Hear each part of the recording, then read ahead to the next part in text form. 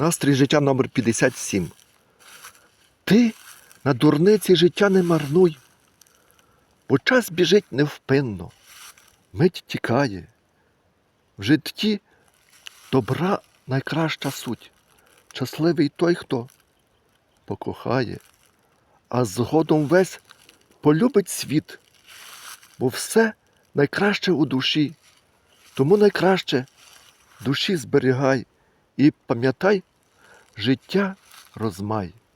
Нехай буде весною в світі, в доби найкраще щастя зрозуміти, щоб просто в світі мирно жити.